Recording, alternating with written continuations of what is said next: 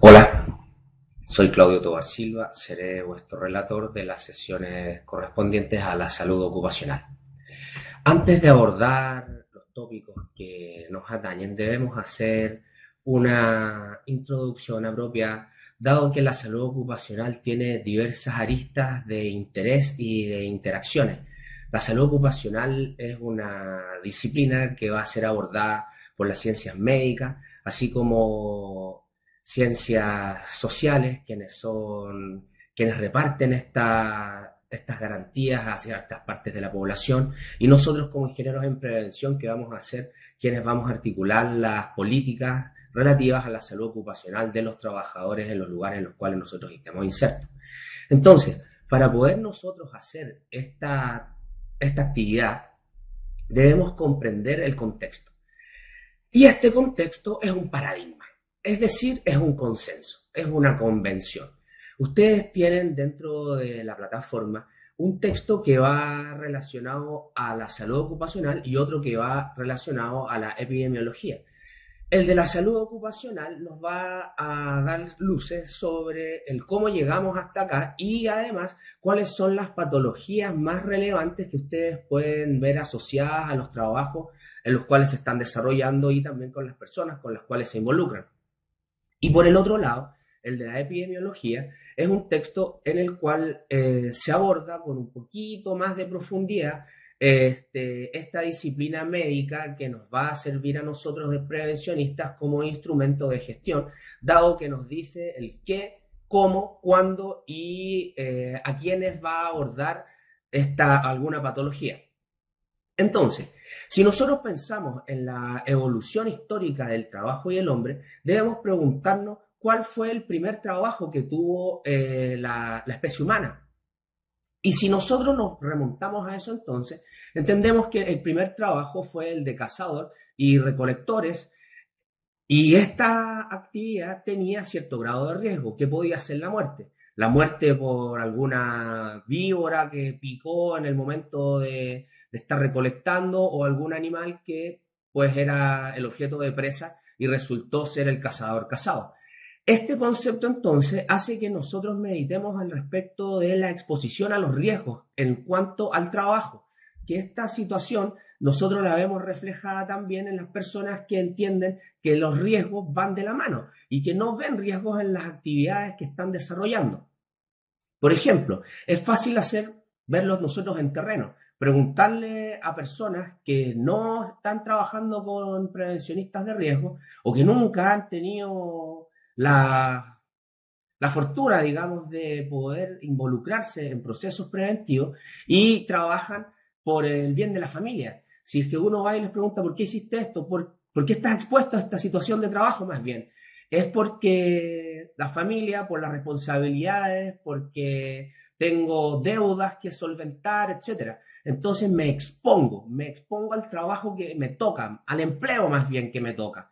Dado lo anterior, yo no consulto qué sería la mejor alternativa para poder llevar a cabo el trabajo. Por ejemplo, si es que hay alguna persona que trabaje como un jornal y a este jornal en una hora cualquiera que no sea la minería, la gran minería, sino que es una hora de pequeña minería, a este jornal lo mandan a cambiar luces y resulta que no hay una escalera adecuada, probablemente se suba a un andamio y ese andamio tampoco está en las condiciones adecuadas y se va a subir igual.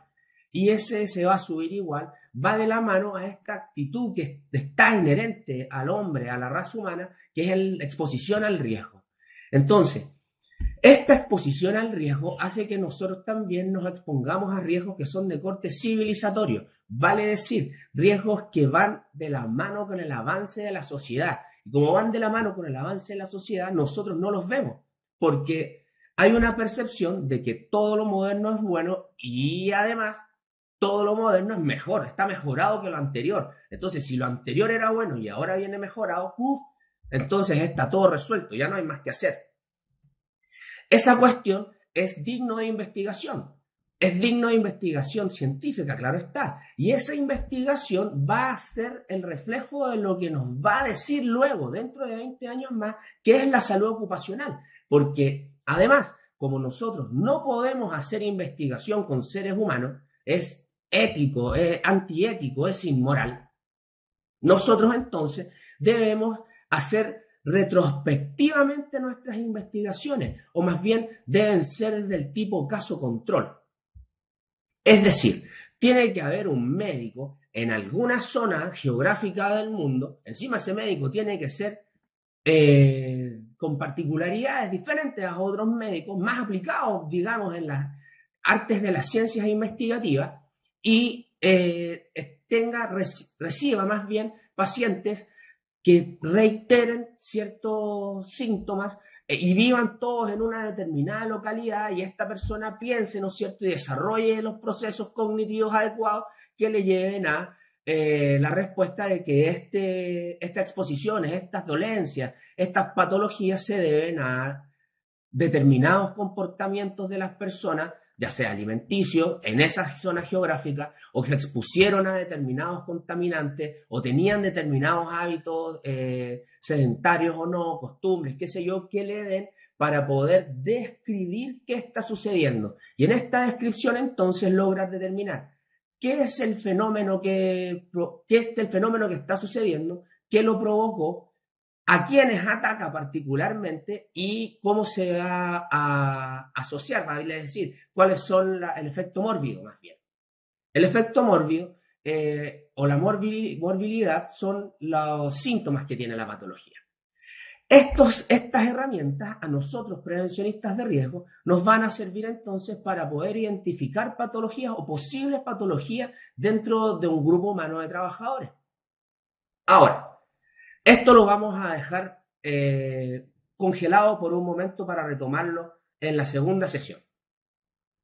En la evolución histórica del trabajo, nosotros tenemos que pensar que cómo fue la evolución, ¿no? Y en esta evolución, por ejemplo, nosotros sabemos de que los griegos concebían de que el único trabajo que valía era el trabajo de pensar, filosofar.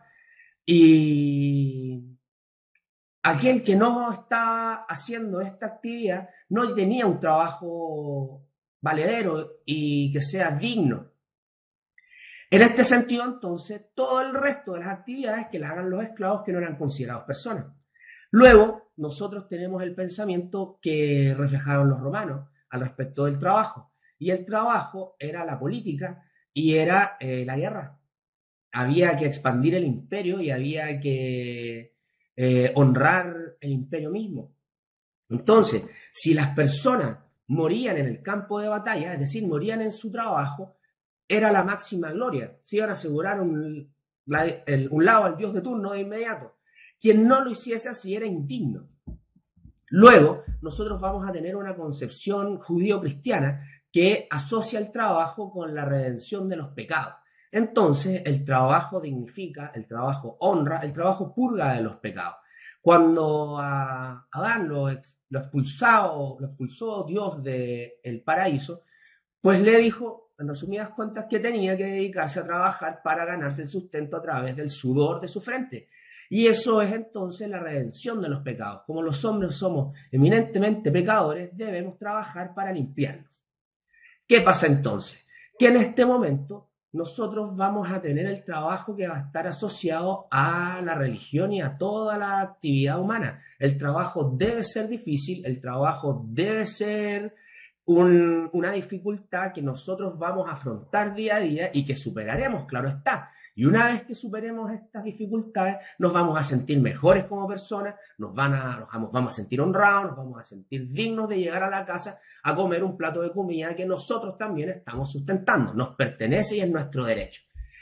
Es así entonces como nosotros nos vamos a ir sometiendo a un sistema de trabajo, a un método que nos lo impusieron, a un método que Zygmunt Bauman describe en el texto de Trabajo, Consumismo y Nuevos Pobres, que tienen que leer ustedes en la plataforma, y que nos señala cómo es que nos inventaron la ética del trabajo y el concepto como de ético pasó luego a lo estético. Es decir, lo que primero era una obligación que me impone la sociedad, yo ahora la voy a transformar a un concepto que me va a reflejar como persona.